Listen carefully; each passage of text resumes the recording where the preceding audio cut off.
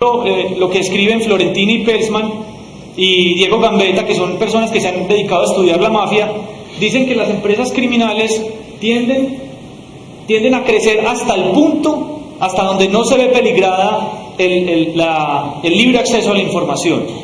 Miren que esa es la paradoja de las organizaciones criminales, mientras más crecen, más porción de mercado ganan, más capacidad tienen de reinventarse, de ganar recursos, pero a su vez también están desperdiciando la información, están abriendo la información y se van volviendo vulnerables a la acción policial. Esta es la dinámica básica de la firma criminal. Entonces, muy importante los miembros y las cabezas y la acción que hacen ellos para lograr una porción de mercado.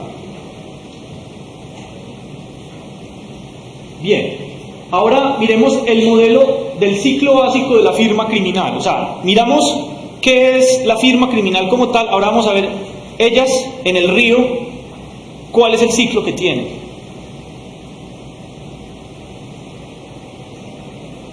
Bien, empecemos el ciclo básico de la firma criminal.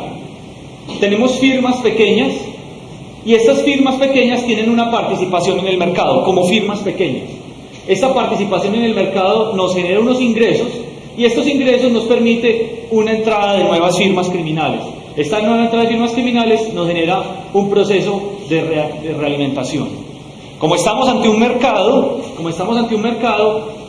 una de las cosas que se pueden suponer es que las firmas llegarán entrando por el efecto que tiene este ciclo, por el efecto que tienen los ingresos, y a medida que va pasando el tiempo, ellos van perdiendo, porque hay tantas personas en el mercado, van perdiendo eso que atrae a las nuevas firmas, o sea, se va perdiendo los ingresos. Sin embargo, en un principio se puede considerar de esta forma. Las pequeñas firmas pueden evolucionar, algunas evolucionan a grandes firmas, y esas grandes firmas se apropian de una porción de mercado. En la medida en que las grandes firmas se van apropiando de una porción de mercado, pues le van robando el mercado que tenían las pequeñas firmas, ¿sí? Pero además, esa porción de mercado que van ganando las grandes firmas, eso los lleva a que haya una competencia entre ellas. Esta competencia, por supuesto, no es una competencia legal, ¿cierto? Es una competencia que está de por medio el crimen y todas las formas de intimidación que tienen las firmas criminales. Esta competencia genera firmas sometidas a la competencia y esas firmas sometidas destruyen el nivel de firmas criminales. ¿Hasta dónde pueden crecer las firmas grandes? Eso depende de la capacidad de producción de cada firma y depende del mercado. O sea, el mercado establecería unos límites y estarían estas personas combatiendo por el mercado. Entonces tenemos un ciclo de refuerzo que genera las grandes empresas, las pequeñas empresas, y un balance que obedece a la acción de la posición de mercado que roban las grandes firmas sobre las pequeñas, y otro balance que se da por el hecho de que las firmas compiten entre sí. Este es el diagrama básico y, como les decía, es sin la acción policial. Todavía sin la acción policial. Ahora, vamos a ver cuál es el efecto de la presión policial. El efecto de la presión policial es el siguiente. Volvemos nuevamente.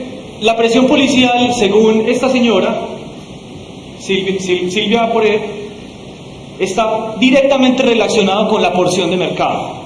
Es decir, una empresa que tenga más transacciones ilegales en el mercado será más proclive a ser detenida. Ese es el supuesto que ella tiene, pues en un caso ideal y supuesto de economía, el modelo económico, que ya saben cómo son esos modelos, ¿cierto? Entonces, las firmas pequeñas ganan una porción individual de mercado. Esa porción individual de mercado les genera una probabilidad de captura, y esa probabilidad de captura genera efectivamente unas capturas, y eso disminuye el número de firmas pequeñas.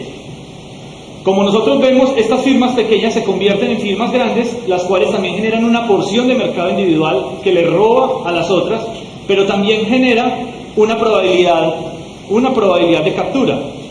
Esa probabilidad de captura genera un desmantelamiento de firmas, lo cual disminuye el número de firmas, pero además genera un efecto que nosotros lo vamos a identificar como nuestra hipótesis. Es decir, que cuando nosotros destruimos una firma grande, aparece una destrucción de firmas pequeñas, un resurgimiento de las firmas pequeñas. Y es el mejor escenario para que empiecen las firmas pequeñas. ¿Por qué? Porque en este momento la acción policial está concentrada, o sea, como las firmas grandes son las que tienen más poder de mercado, todo el aparato policivo está enfocado en destruir estas firmas criminales. Entonces las pequeñas firmas entrantes llegan con una probabilidad de captura muy baja, y por lo menos estarán así un tiempo hasta que su porción de mercado, según el modelo de la profesora Silvia, vuelva otra vez a ser significativo para que las autoridades lo tengan en cuenta. ¿Sí? Bien. Ahora, de aquí, este es como a nivel macro del ciclo básico de la firma criminal. Ahora vamos a ver cómo eso afecta a la firma, cómo la probabilidad de captura afecta a la firma concretamente.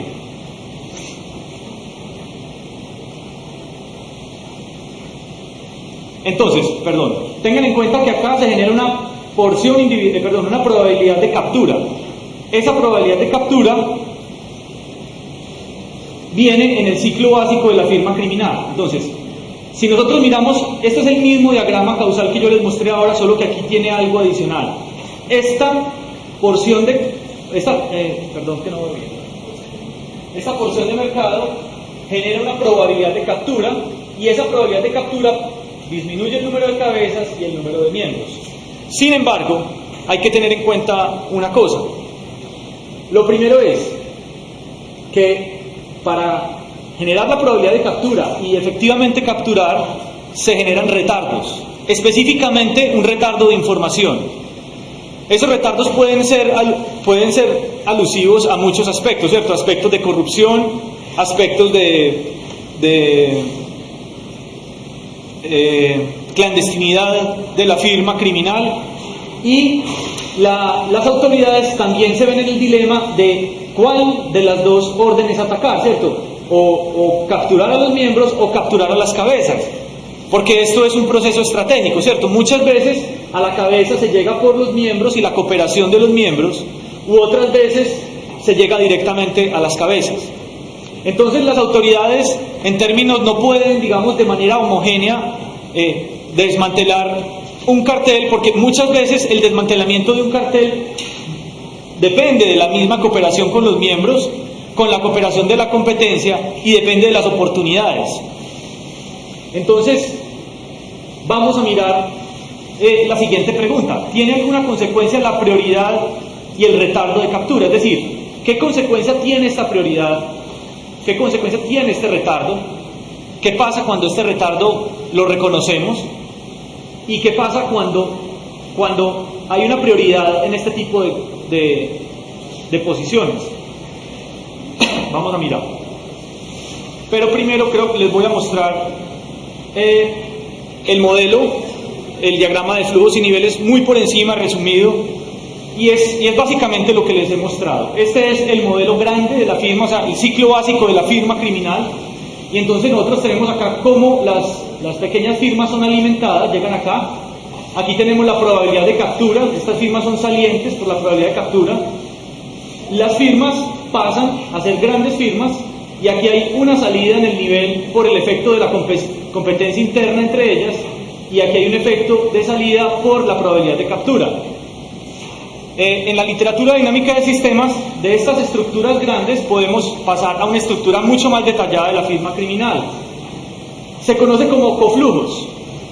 Es decir, de este comportamiento agregado nosotros podemos inferir comportamientos, pues podemos especificar esto a qué equivale acá. Entonces, lo que sucede en el modelo es que cuando nosotros llegamos acá y la firma va a pasar de ser una pequeña firma a grande firma, de aquí esta firma que pasa puede entrar a cada uno de estos tres niveles, ¿cierto?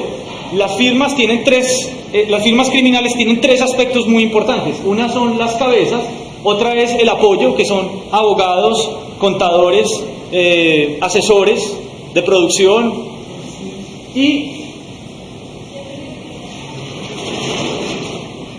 cuando la firma criminal pasa de ser una pequeña firma a una gran firma, lo que está sucediendo es que hay